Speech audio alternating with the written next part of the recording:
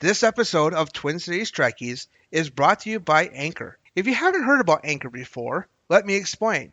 First of all, it's free. There are creation tools that help you to record and edit your podcast right from your phone or computer. You can easily make money from your podcast with no minimum listenership required. They'll also help you to distribute your podcast so it can be heard on many different platforms, such as Spotify and Apple Podcasts. It's all you need in one place. Download the free Anchor app or go to anchor.fm to get started.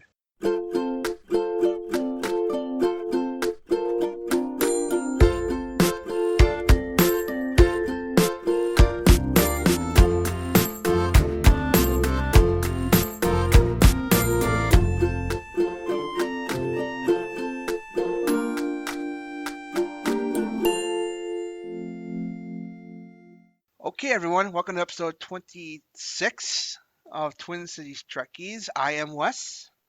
And I'm Kenzie. And today we're going to talk about the second character analysis of Jean-Luc Picard. This is my personal favorite, I think, besides the upcoming ones with other captains. But yes, Picard's a great character analysis of a great captain. Yeah, so we're going to talk about his beginnings as a captain and stuff like that, his assimilation by the Borg, and his experience on Catan and stuff like that, and his experiences with the Borg after the rest of both worlds, stuff like that, and eventually get into his leaving Starfleet and because of the the Romulan supernova and stuff like that, and Picard, which on trying to not liberate, but Grandam status in the Federation, which ultimately claimed his life. The Synths planet, stuff like that. Yep. So definitely that. So to get in touch with us is simply easy. Email us at tctrekkiespodcast@gmail.com. You can send us an email. That'd be great. If you have any opinions about Picard, if he's not your favorite captain or something like that, that's perfectly fine. Just be reasonable, of course, about anything like that.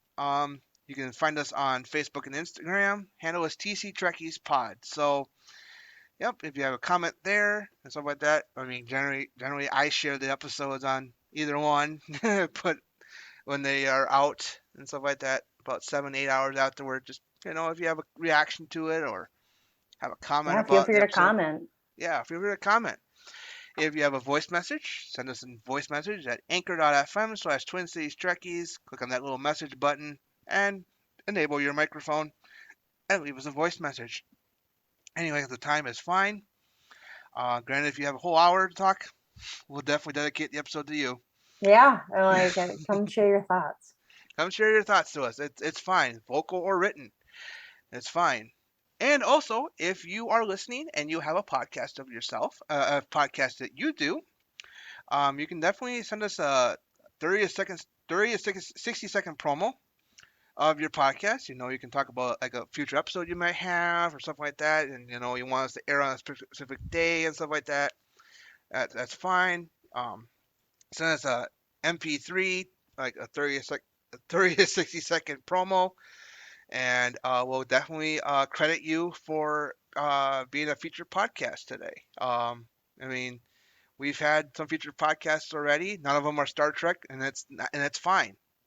Genre podcast is not required. Just send us to the email address, tctrekkiespodcast@gmail.com.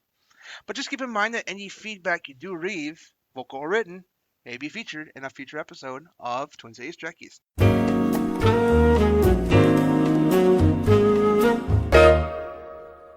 Do you have dreams that you want to achieve but are scared to do so due to self-doubt, fear, and other people's criticism?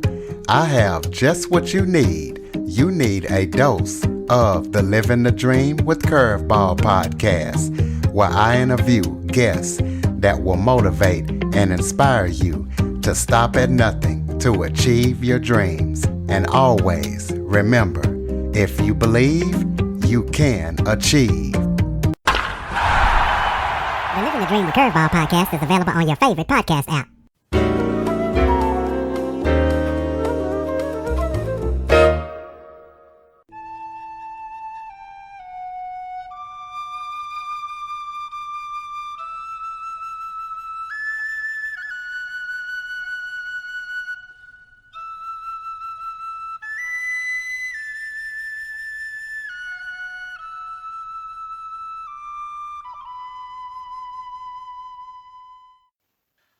All right. So, Captain Picard, Jean-Luc Picard. Um, so our next Very, character. very big Renaissance man, which I think is what makes him stand out among other captains that Yes. we'll be looking at. Is it that how much they focus on his passions and hobbies and things that he enjoys outside of his work. Yes. Yes. Definitely. I mean, granted, when we first meet him, he's a kind of an we don't know very much about him. He's like very an authoritative kind of captain, Mm-hmm. and that was intentional. When they were developing the next generation, they wanted the next captain to be like less of a swashbuckling captain, Yeah. like Kirk was, to more of an authoritative diplomatic captain, Yeah. which Picard ended up being, and stuff like that.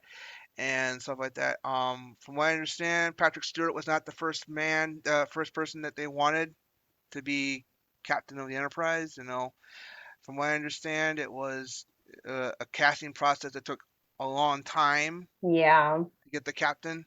Um, Which thank goodness they landed on him because I think he's perfect yeah, for you that. you you can't imagine any other actor now in the role of Picard more than 30 years after the fact it's been on the Yeah. air. Yeah, And but then it has a whole dedicated show around, I mean, the hubris of his own character too, which that's something that I'm excited to get into as well. yeah. So how they casted Stewart was kind of interesting. How they did that. Um, they did Robert Justman, who was brought back out of retirement to help launch the next generation, had been at UCLA, and he saw Patrick Stewart give a lecture on Shakespeare or something like that, and heard his voice, and he was like, he went to his wife saying, "I think we found the next captain of the Enterprise here." And I love that that stayed as a character note in him being a captain because he loves Shakespeare as a captain as well. Huh. Yeah, exactly. Yeah, and it's really interesting. So, and Gene Roddenberry actually said, "No, I don't want him," and actually said, "No, I don't want him," because Oh, I it's didn't just know that. That's such a weird. I can't even imagine he really like didn't. him not wanting to have him as a captain. He wanted from what I understand, he wanted a more of an American person to be the next captain Yeah, of the Enterprise. But Stewart, I mean, but Justman fought for him, and also eventually Rick Berman did. Yeah, good old Rick Berman. Uh, yes. yeah, and everyone else kind of like was pitching for him, except for DC Fontana and Gene Roddenberry. DC Fontana wanted Stephen Mocht, who was in DS9 actually, who ended up being in DS9 in the three-parter second season premiere of what was his name? General Colonel Day or something like General Day or something like that. Yeah. General Krim, in DS9, and it was a three. It was like he was in the last two parts, but he was originally considered to be the role of Captain Picard, but then Interesting. Stewart ended up winning the role because Glad he proved him wrong. yeah, because it was one of the executives of Paramount said, "Let's go with the Englishman, but lose the wig," because he did this last Yeah. because he had a toupee on his last Yep. audition, and then he was cleaning. They were cleaning him up, and then said, "Oh, we're gonna go with you," and they were just, and they okay. Uh, you know they were trying to do that, right? They want to see what it looked like without the wig, Which and I can dig. I think that's I just still laugh at the Starfleet Academy, mm, like like the characters in that, and that mm, his action figure character had hair, and I just always laughed about that. Where I'm like, I mean, it makes sense, I guess, when you're younger, but just his character, I'm glad they embraced that. yeah, and I remember this other interview he did, Stewart did, said that at the first press conference introducing all cast members. A reporter asked Roddenberry, "You have a bald actor playing this part. Surely by the 24th century they will have found a cure for male pattern baldness." Mm, Roddenberry, who had actually warmed up to Stewart at that point, said, "By the 24th century, no one's going to care." yeah. I mean, So, it is a counterpoint. I was having a conversation about this. We literally brought up that like male pattern baldness, among other things, and being like, it becomes a whole talk of what is the whole story of ableism and kind of eugenics and caring about vanity and things that you could change, like people who decide to have like when you can actually improve your eyesight or improve your hearing or all these other things that you can sort of augment yourself with. It's just in the future, it's like people don't care because you'll still be capable no matter what. And things around looks is so funny because I'm like, why would anyone care if they are bald? There's literally humanoids that look so different, and their ideas of, vanity have changed so much. So I'm like, why would he care? So I think that's perfect. Yeah. So yeah, definitely. So that's how it goes. In the first season, he doing like kids and stuff like that, and it's Yeah, I think that's definitely a weird character flaw that when you see him grow, like he becomes a father figure to so yeah. many, like, and treats his crew like extended family near the Yes, he end. does. At the beginning, he's definitely very diplomatic and professional and does not like kids or the Ferengi, but he warms up to everybody and gets better with it. So I can appreciate that growth with him as a character, kind of opening up and being a lot more comfortable with his crew, almost like family. Yes, and yeah, definitely. Like by Nemesis, he's like kind of jealous that Riker and Troy are leaving the Enterprise. I mean, Yeah. that whole wedding scene's hilarious and stuff like that. And yeah, so it's entirely hilarious. Talking about like it's like, do you realize how much you're leaving to you're Yeah. do you realize what you're He doing to me? I think he definitely, one of his flaws is like never making time for himself to have a family. He Yes. takes on so much. It's almost this hubris of like having so much diplomacy and so much he carries on his own shoulders Hmm. to bring peace or resolve conflict, that he's just completely willing to oh, thanks, bird clock. 4 minutes to the clock every time. um I'm always blown away by how much he sacrifices his own personal life though for the sake of being diplomatic. And I don't know if that's like a character flaw, but it just sometimes feels like he kind of lucks himself out of having his own future because he's just so ready to sustain other people's futures and diplomacy. It's like you gotta make time for yourself, Picard. Like have your own family, have your own personal life too. Yeah, and he does end up having kind of like a family in the episode Yeah. Inner Light, which is actually considered one of the best episodes of the Next Generation. For that reason, because he ends up having a wife and kids on playing a different character. I mean, being a different person on this long dead planet Yeah. and stuff like that. And it's kind of cool about Inner Light is that once the son is of age, Patrick Stewart's own son Daniel plays his son. Yeah. That's And I super think that cool. was really kind of cool to do that. He was also an actor too, and he's now bald like he is. Uh, uh, Yeah. back then he had dark hair like his dad did. Hmm. But but it's really kind of cool. And speaking of Inner Light, there's also if you watch the Inner Light now, there's a scene in which they're trying and you hear the flute being played. Yeah. It it's playing the Picard theme song. That's so great. Yeah, it's like a nice little tie-in to Inner Light. I mean, granted, I love Picard's theme song.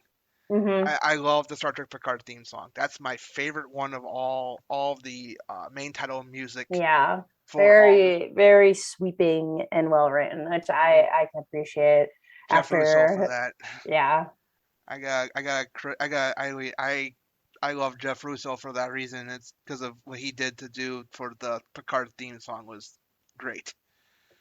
And stuff like that. So yeah, it's actually in that episode, you know, and he had actually said that we're using the inner light as one of our touchstones for the theme song. So it was kind of Exciting. I love that type of tying in, and yeah, truly embodies Picard too as a character, just yeah, him being the Renaissance man that he is and reflecting on that.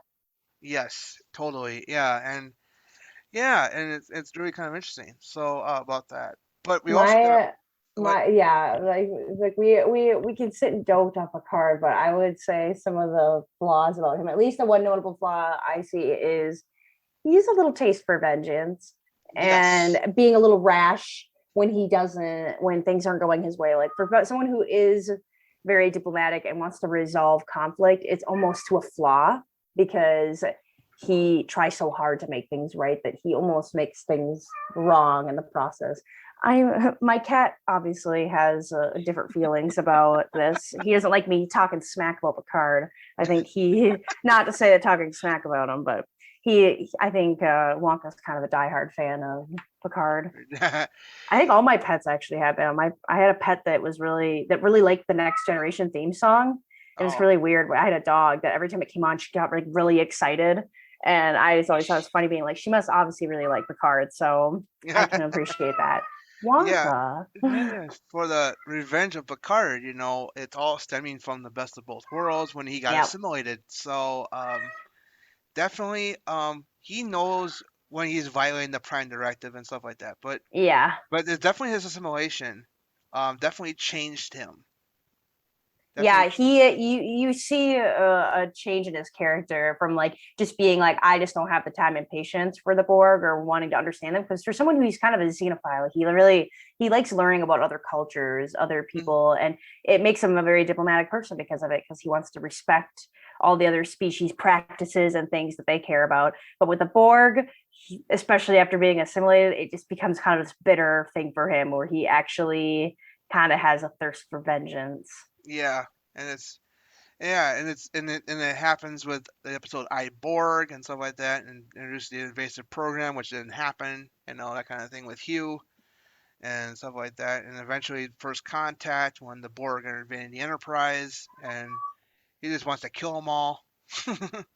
Yeah, well, that's like a really rash thing. Like the fact that Picard even like humors genocide for the Borg. I'm like, oof. I'm like, yeah, that's a little bit of that's an intense, takeaway from someone like Picard, where that's just not what you would expect from him.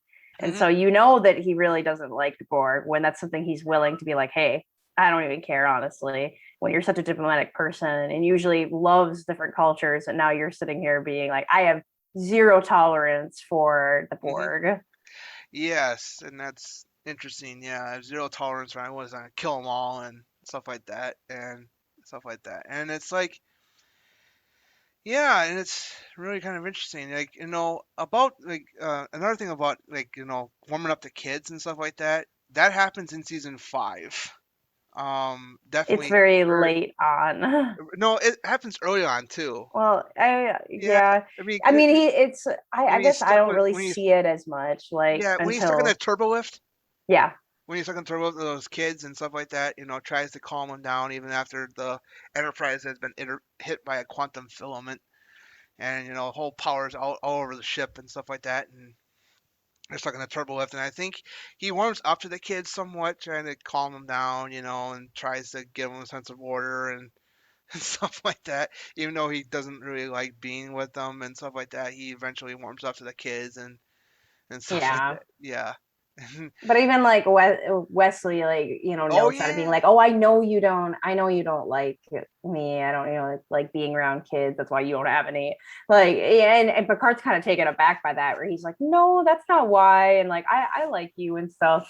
But it is something that comes off. Like, I don't think he means to be that way, but people definitely get a sense of it from just the way he acts for a long time. So he starts treating people with a little more casualness. Hmm. And and with the kids and stuff like that, there's actually, speaking of books and stuff like that, if you ever pick up the autobiography of Jean-Luc Picard, which was published back in 2018, which was long before Picard was even announced and stuff like that, and stuff like that, there's actually a segment of the book in which he details, he meaning David A. Goodman, um uh wrote a story of what a paragraph or two about why he doesn't like kids, and it happened to be when he was on the Stargazer. So, Yeah. and stuff like that, or when he was a lieutenant on the Stargazer or something like that. And it was like an incident that the kids were driving him nuts, and they're going like, he didn't want that anymore, and that's why he doesn't like kids and stuff like that. But definitely with the mentorship of Wesley Crusher, in Encounter at Farpoint, he doesn't really like him that much, and Hmm. being on the bridge and stuff like that, and kind of thinks he's a know-it-all, and Yeah. and I stuff like think that when he I sits think in the his captain's chair. yeah. It's I like think how his the big thing that I notice is not so much that he's not a big fan of kids or certain things. He's not a big fan of being vulnerable. He doesn't like to seem weak. Like the fact that yeah. he has his heart condition and needs like Mhm. help with that always is a big struggle for him, but Mhm. he's got to maintain that. And that's like part of like that abrasiveness where like like Wesley thought that he didn't like him, but it's just because he's put in a really vulnerable place, being like, I don't want you to come with me on this. Like I feel embarrassed and I don't want anybody to judge me for this or think I'm weak. And it's like, no one thinks you're weak. We all appreciate you and like having around. And part of being close to us is being, being vulnerable. And it just comes off as him not liking people when he's not vulnerable. But Yeah. I feel like a lot of people can identify with that, especially in your position of power. Like his character writing is a little bit like that, where it's like, yeah, of course, everybody loves Picard, but in a very like professional way for a long time. And people can see that he has the potential to be in love with things because his passions. He's a Renaissance man and he loves literature and poetry and music. And that just shows that there's so much potential for him to have close connections with people. Yes, and it's and I think Picard and Wesley kind of like formed this father son kind of relationship, especially once Wesley misses the Starfleet Academy exam for the first time Yeah. and stuff like that in season 1 and stuff like that, and it's like he tells him in confidence that he failed the first time and stuff like that, and Wesley's just shocked by it, like, you lost the first time? It's like, yes, well, not the second time, but the first time, yes, I did. Yeah. But it's just like, I think him and Wesley kind of like come to a more better understanding after that. I mean, he gets more like interested with the kids and stuff like that, especially the episode The Bonding from season 3. Um, can become more of an understanding, especially once Wesley tells him, when I was angry when my dad died because of you, Yeah. and stuff like that.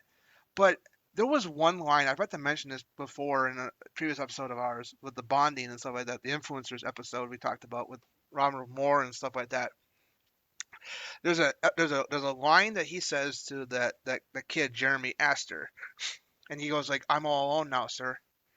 And he says to Jeremy, "Jeremy, on the Starship Enterprise, no one is alone.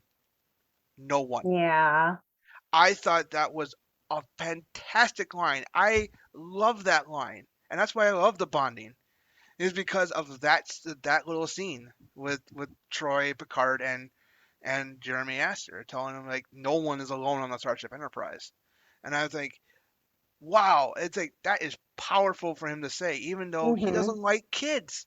He doesn't like kids Yeah. at that point.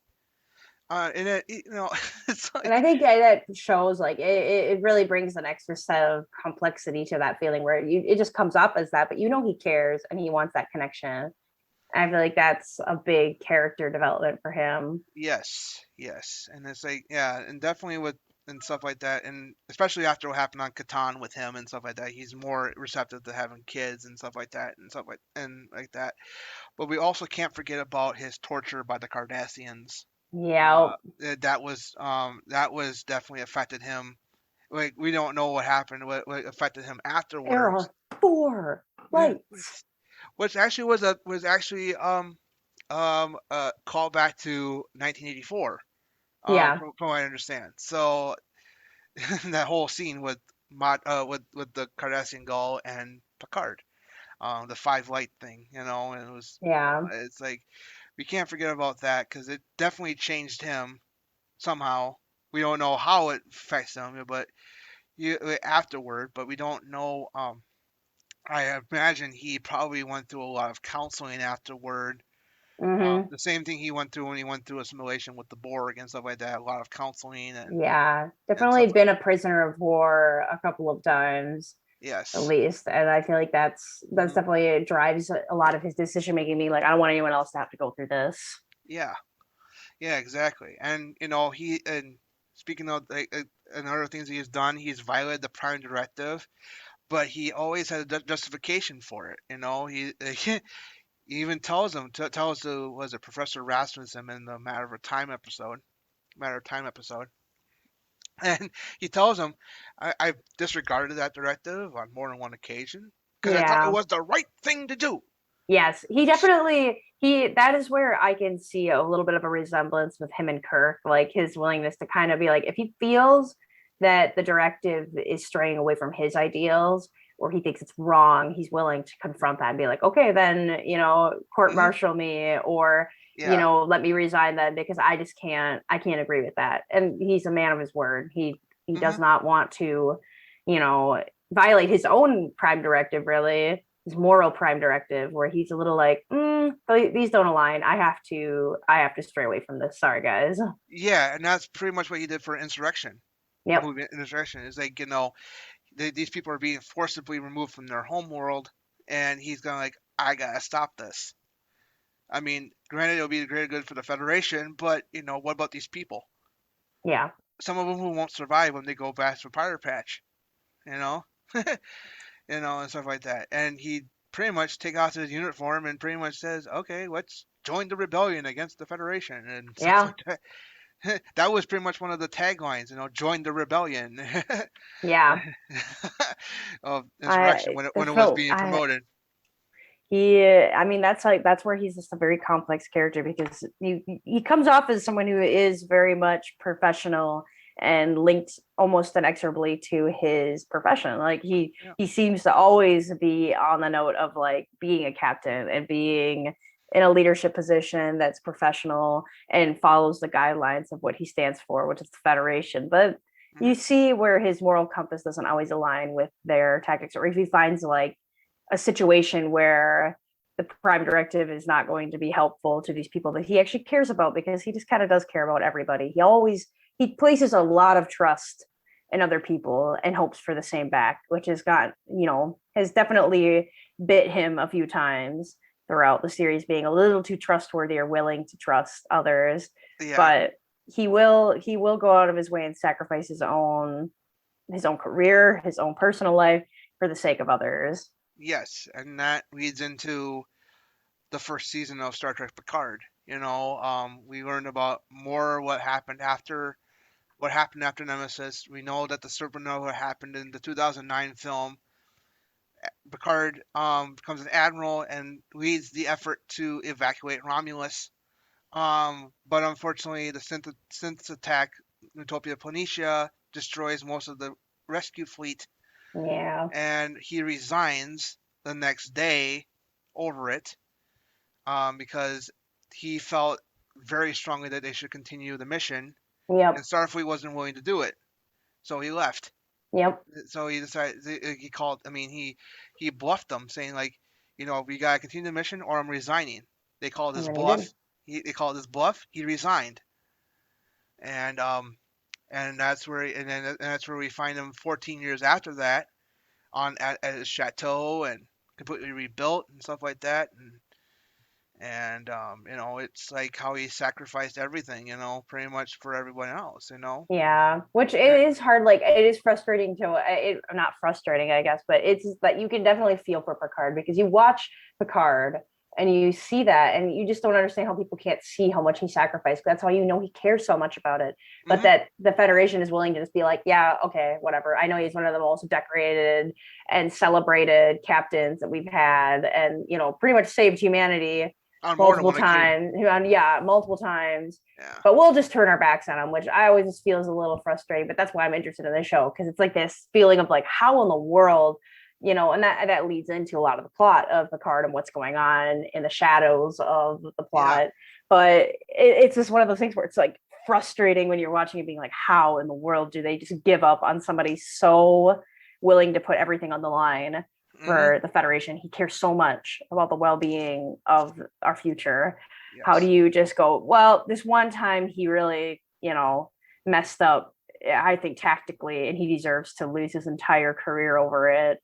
And that's Mhm. fine with us. And I'm like, something's awry here, right? Because that's not cool. And that's why I liked Picard a lot.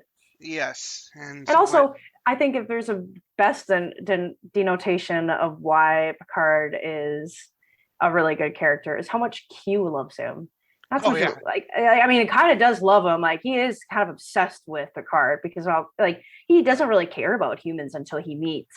He knows of humans, but he doesn't really care about them until he meets Picard, and he's just he's obsessed with him. He kind of like he's so interested in the way he is as a person, which tells me that he's a very well written, very complex character. Because why would this insane being that's super sentient and omnipotent care so much about one human?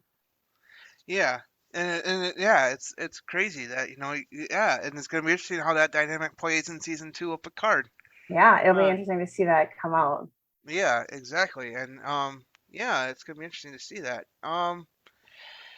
Yeah, so I think we should. I think I'm gonna go with my recommendations for episodes that definitely exemplify his character. Um, Hmm.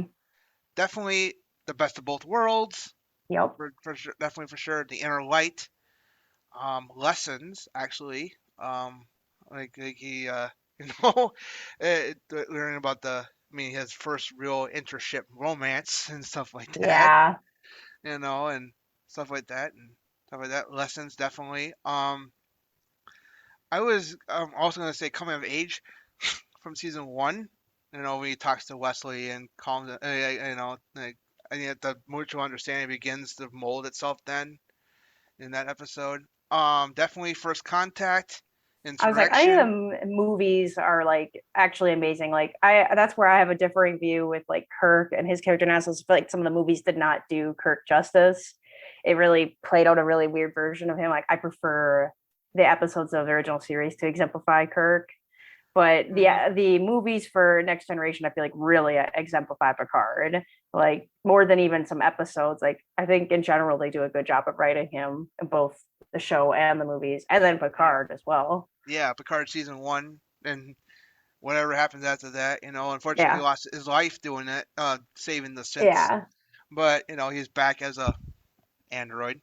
yeah. So I know. Like, ooh, eh, I I'm wonder how we're gonna excited play to see. that out. It's like, are we gonna have to do a character analysis later? Then once we realize these separate characters, I'm like, should do a Locutus of Borg, a brief character analysis of that, like the Yeah, little time that we had with him. yeah, yeah. We didn't. I mean, it was only like what, like 2 episodes, Yeah, and then like I bored, but talking to him like Locutus yeah. and stuff like But that. also, it'll be interesting to see how it plays out throughout the seasons of him like being the android as well, where it's like, Yep. okay, so how much of that was a difference in his character? Is he exactly as he is? Like that's the goal of Hmm. androids being exactly like their counterparts, like with Yeah. his memories being transplanted and everything. Hmm. That how different would that character analysis be? Yeah. Would real Picard be different than android Picard? Yes, definitely, and definitely don't forget about the finale. All good things, Yeah. as definitely exemplify his character and stuff like that.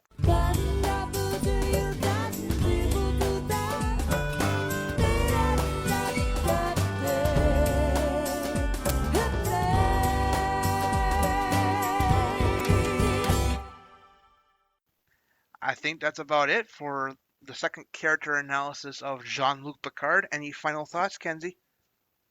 I'm just more excited to see how Picard season 2 plays out. We get to see some active character analysis of Picard in that show, so kind of Yes, exciting to see how that will shift and move, especially bringing someone like Q back, who is such a big litmus test of Picard's character. yes.